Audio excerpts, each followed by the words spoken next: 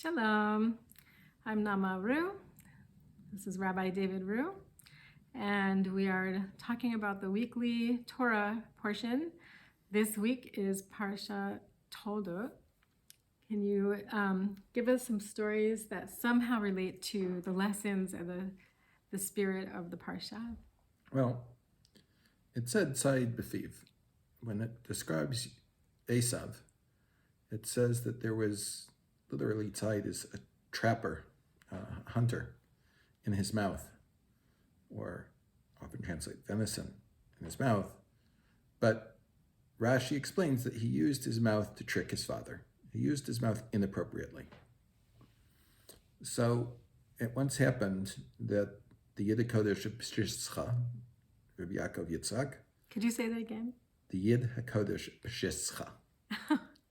Okay. What's that? Sent his... Is a person? Yes. The holy Jew from Pshischa. Where's Peshischa? I assume it's in Poland. Okay. Sent his chassid, Reb Simcha Bunim, who would later replace him as the Rebbe in Pshischa, to go on a certain journey without telling him why. Simcha Bunim took some of the chassidim with him, and as they traveled, it got time to stop for a meal. They stopped at an inn, and they wanted chalavi, dairy products, because it's melchigs are harder to trafe up than fleishiks. But like they would trust the kosher status if it was dairy more so than if it was meat. Yes, and they said, well, I don't have any of that. All I have right now is meat. And they started examining him on the shechita and the slaughter and the examination of the lungs. Were they like this or were they like that? And finally, as they were still investigating, someone who was sitting quietly in the corner said, you Hasidim should be as careful of what comes out of your mouth as what comes into your mouth.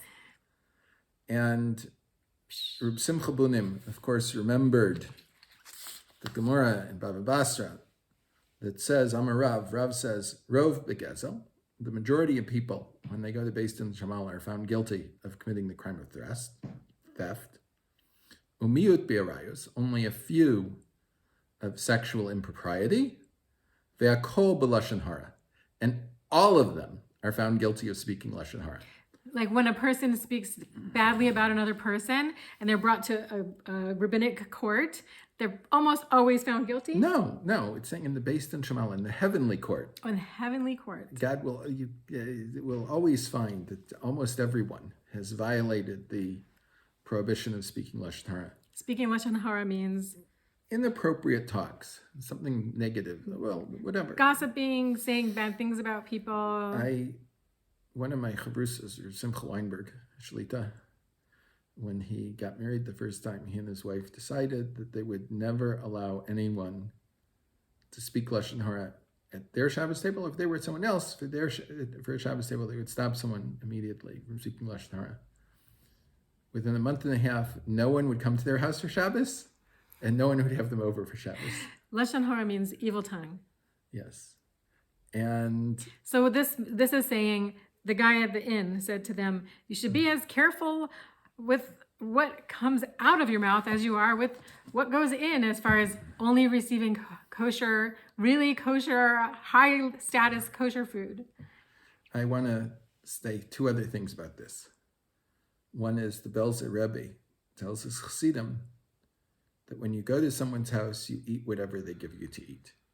He said there's a possibility that there might be an Isser D'Rabbanan someplace. What does that mean? A rabbinic prohibition. But it's a vadai, it's 100% sure that when you don't eat something, it's an Isser D'Rais of embarrassing the Balos Abais, the woman whose house you're in. So say that again in English. I don't know whether I can. Well, you just said it. You pretty much said it. You said, if it could have a rabbinic prohibition, but that doesn't make it not kosher. It doesn't. But if you embarrass the people who made the food by insinuating or accusing them of having it not be kosher, that is a greater problem. No, a rabbinic prohibition is a problem, but it's a much more serious thing to violate the Torah prohibition of embarrassing someone. Okay. And many years ago, I was shown a ksav yad from Rabbi Moshe Feinstein Zitzal, from a shaila from the 50s, where he was asked by the Beis Din in Cleveland about a woman who came before the Beis Din to convert. And she said she accepted all of the mitzvos, but she wasn't certain she would be able to refrain from speaking Lashon Hara. And the Gemara says that if someone accepts all the mitzvos, chutz midavar echad, except for one thing, they were not allowed to accept them as converts. So they were concerned she wasn't accepting the prohibition of Lashon Hara. And they asked Ramesh. And Ramesh said that no, she's accepting that there's an Isser of Lashon Hara. She's just not sure whether she's going to be able to fulfill this mitzvah. That's what I was going to say. And then he asks a further question, Rabbi Moshe asks himself a further question, I should say, which is, obviously, if someone says, hey, I can't keep Shabbos, that we can't convert them. So how do we know what are the things that we would reject a person coming for conversion for? And what are the things that we're saying, I accept it, it's just, this is something that it's going to be hard. I'm not going to be able to, it's going to be very hard, whatever. How do we know when to say, yes, we can convert, when we say we can't? And Ramesha says you can't demand more of someone that's coming to convert than most of the Shomrei Shabbos, Shomrei Torah mitzvahs in that place and time keep. Okay, say that again.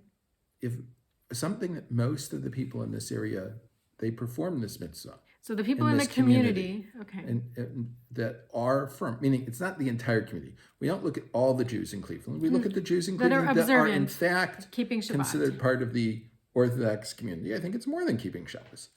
But of that community, when we see what people do and what people don't do, there are various places and times when you can look in Jewish and you see that there are issues. What there isn't an issue of, then if the person says this is an issue for me, then we wouldn't be able to convert. If for other things we might, depending on the circumstances, be able to say this person is in fact accepting all the mitzvahs of the Torah. Okay. Everyone should have a Shabbos without Toldos any and meat, Lashon Hara. Good meat. Well, they could have dairy if they want, but they shouldn't have any Lashon Hara at their table. Yeah, we should have a good Shabbat. It should always be peaceful, and you should feel elevated and bring the holiness into your week. Shabbat Shalom.